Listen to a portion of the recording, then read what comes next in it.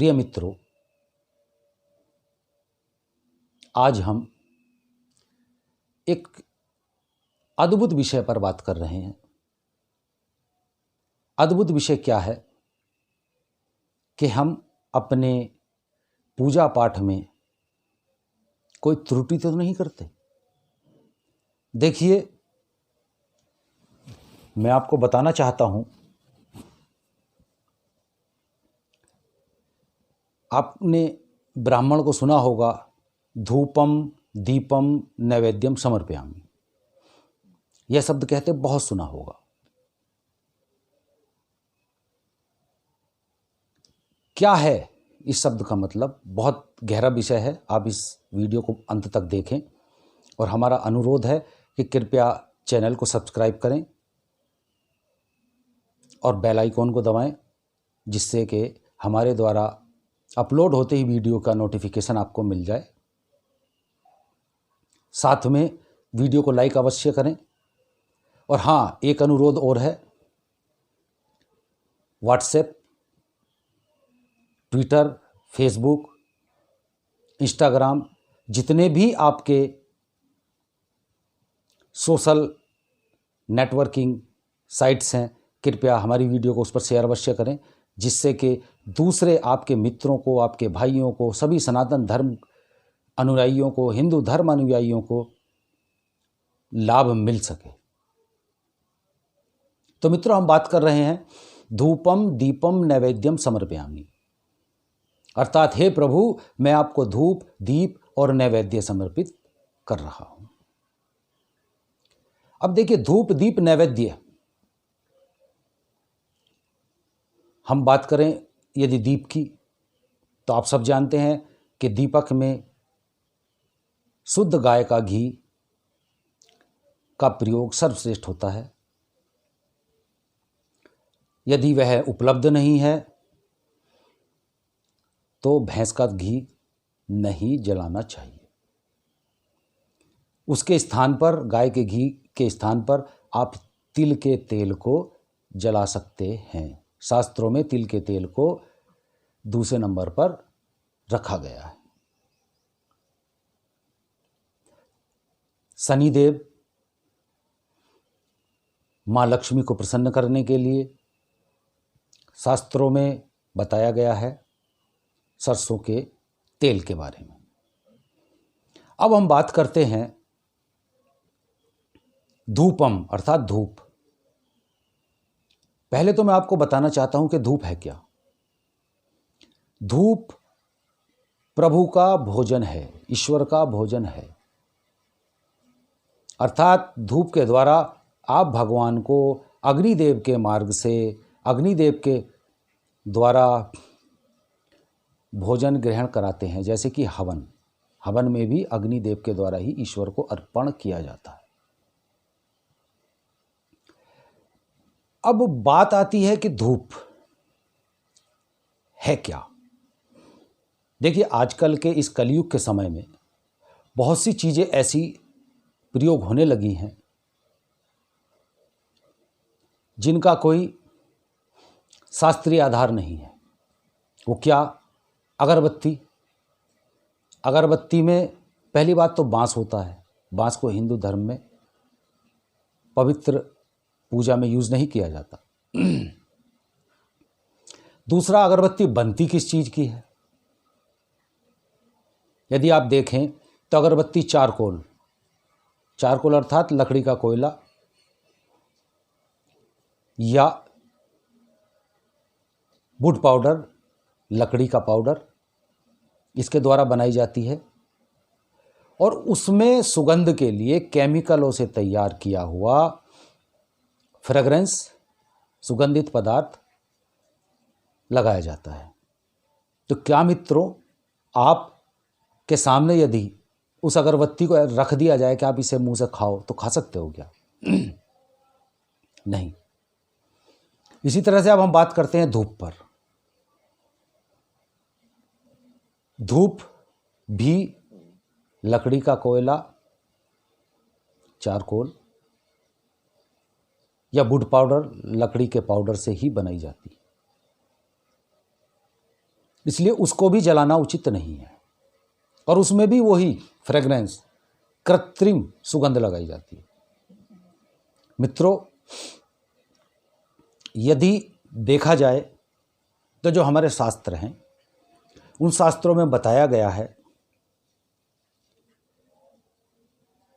कि धूप कुछ विशिष्ट पदार्थों के द्वारा ही बनाई जाती है। वो पदार्थ कौन से हैं? अगर, तगर, नागरमोथा, गूगल, लोबान का प्रयोग नहीं होना चाहिए। देखिए, मैं बहुत गहरी बात बता रहा हूं आपको। लोबान का प्रयोग बिल्कुल नहीं करें। जो गूगल है, गूगल नकारात्मक ऊर्जा को आपसे दूर करता है, देवताओं को प्रिय है। और लोबान नकारात्मक ऊर्जाओं को आकर्षित करता है। मैं उदाहरण के साथ बताऊंगा आपको। लोबान कहाँ जलाया जाता है? आपने देखा होगा पीरों की मज़ारों पर। मज़ार पर जब लोबान जलाते हैं तो मज़ार किसकी होती है? एक सूफी संत की मज़ार होती है। उसको प्रसन्न करने के लिए लोबान जलाया जाता है। तो क्या आप किसी आत्मा को प्रसन्न करना चाह रहे हैं? नहीं, आप परमात्मा को प्रसन्न करना चाह रहे हैं। परम पिता परमेश्वर को अर्पित कर रहे हैं, उनको भोग लगा रहे हैं। अर्थात लोबान के जलाने से आत्माएं आकर्षित होती है। यह बात ध्यान रखने वाली है। लोबान कदापि न जलाएं। अब हम बात कर रहे थे कि कौन से तत्व हैं जिसकी धूप बनाई जाती है। हमने बताया अगर, तगर, नागरमोथा, गूगल, सुगंध कोकिला, सुगंध बाला, देवधूप, यक्ष धूप, समझे, कपूर कचरी, बहुत सारी चीज़ें हैं, बहुत सारी जड़ी बूटियां हैं जिनका प्रयोग करते हैं। उसका पाउडर पिसवाएं, उसके साथ में कपूर, लौंग और आपका तिल, और एक चीज़ और होती है, तिल के साथ में आप अन्य कोई अन्न भी मिला सकते हैं, जौ, चावल, इन चीज़ों के साथ नारियल, बहुत सारी वस्तुएं हैं जिनका धूप हम बनाते हैं। उनका पाउडर पीसिए, उस पाउडर को धूप की तरह खड़ा कीजिए एक प्लेट में या पात्र में। वो भी अगर पीतल या तांबे का हो तो उचित है, अत्य उचित है, अधिक उचित मानिएगा। नहीं है तो आप मिट्टी का बर्तन भी यूज कर सकते हैं। उसमें उसको जैसे कि धूप को खड़ा कर लेते हैं, इस तरह से खड़ा कीजिएगा।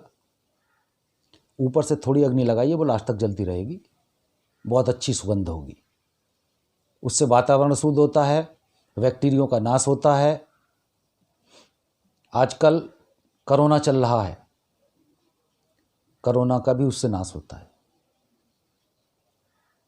जी मित्रों, कोरोना बिल्कुल, उसका बैक्टीरिया मर जाएगा अगर आप डेली हवन करते हैं या वैसी धूप जलाते हैं जो हम बता रहे हैं। चूंकि आजकल का मनुष्य थोड़ा आलसी हो गया है, उसके लिए भी हम एक विधि बताते हैं। आपने देखा होगा गौ माता के अंदर सभी देवी देवताओं का वास बताया जाता है।